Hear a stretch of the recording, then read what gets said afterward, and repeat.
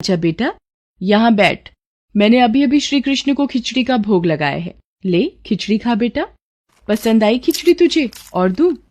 बस माँ, पूरा पेट भर गया, आनंद आ गया तुम्हारे हाथ की खिचड़ी खाकर। माँ, क्या मैं ये स्वादिष्ट खिचड़ी कल भी खाने आ सकता हूँ? कल ही क्यों बेटा, तू रोज मेरे पास खिचड़ी खाने आ जाया कर। कर्माबाई की कुटिया में उस बालक के रूप में स्वयं भगवान जगन्नाथ खिचड़ी खाने पधारे थे। और अब रोजाना कर्माबाई जब भगवान कृष्ण को खिचड़ी का भोग लगाती, थोड़ी देर बाद वो बालक भी खिचड़ी खाने आ जाता। एक दिन कर्माबाई, भगवान को बिना स्नान किए भोग लगाना अच्छी बात नहीं। तुम रोजाना सुबह पहले स्नान आदि क्रियाएं करके विधि विधान से पूजा करके ही भगवान कृष्ण का भोग बनाया करो। ठीक है बाबा, अब मैं स्नान करके ही प्रभु का भोग बनाया करूंगी। साधु की बात मानकर कर्माबाई अगले दिन से स्नान करके पूजा के पश्चात भोग तैयार करती। इस कार्य में उन्हें बहुत देर हो जाती थी, पर वो बालक तो अपने समय पर ही खिचड़ी खाने आ जाता था। माँ, खिचड़ी दो ना, जल्दी दो, मुझे बहुत भूख लगी है माँ। थोड़ी देर रुक बेटा, अभी देती हूँ। अब तो बालक रूपी भगवान जगन्नाथ जल्दी जल्दी खिचड़ी खाकर बिना हाथ मुंह साफ किए भाग जाते थे। उन्हीं दिनों मंदिर के पुजारी, जो काफी समय से मंदिर में सेवा कर रहे थे, ये जगन्नाथ भगवान के मुख पर खिचड़ी कैसे? मंदिर में तो काफी दिनों से खिचड़ी का भोग नहीं लगा, फिर ये भगवान के मुख पर खिचड़ी कैसे? हे प्रभु, ये कैसी लीला है आपकी? भगवान जगन्नाथ पुजारी के सपने में आते हैं।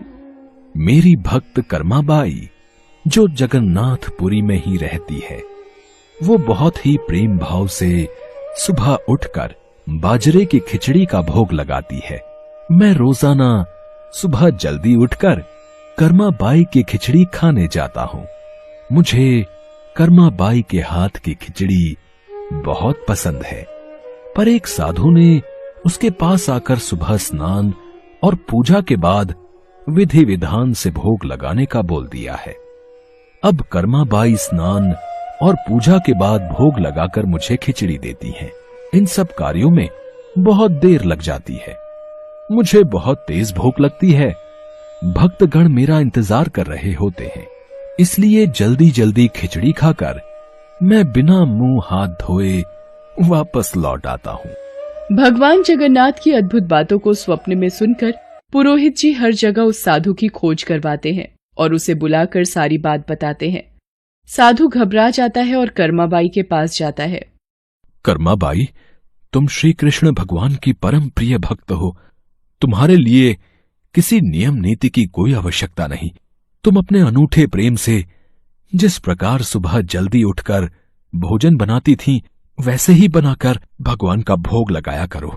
ठीक है साधु बाबा, अब मैं पहले की तरह ही सुबह जल्दी भोग बनाया करूंगी। अब कर्माबाई फिर से पहले की तरह भगवान कृष्ण को भोग लगाकर उस बालक को बड़े प्रेम पूर्वक खिचड़ी खाने को देती थी। ये क्रम कई वर्षों तक चला और एक दिन कर्माबाई परलोक सिधार गई।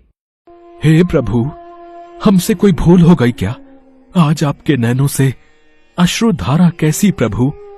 हे भगवान जगन्नाथ, क्या अपराध हुआ हमसे जो आप दुखी हुए प्रभु? उसी रात भगवान जगन्नाथ राजा और पुजारी के स्वप्न में आते हैं और बताते हैं कि उनकी भक्त कर्माबाई इस लोक से विदा होकर भगवान में विलीन हो गई हैं।